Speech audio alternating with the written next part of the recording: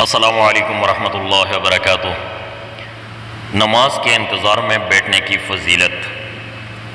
رسول اللہ صلی اللہ علیہ وآلہ وسلم نے فرمایا، تم میں سے کوئی شخص جتنی دیر نماز کے انتظار میں بیٹھتا ہے، تم میں سے کوئی شخص جتنی دیر نماز کے انتظار میں بیٹھتا ہے، نماز ہی میں رہتا ہے جب تک بے وضو نہ ہو جائے، یعنی جب تک باوضو رہتا ہے، فرشتے اس کے لیے دعا کرتے رہتے ہیں، اے اللہ اسے معاف فرما، اے اللہ اس پر رحم فرما۔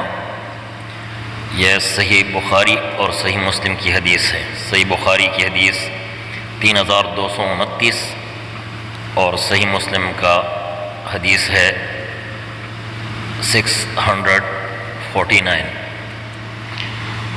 جزاک اللہ، شیئر کرے آگے۔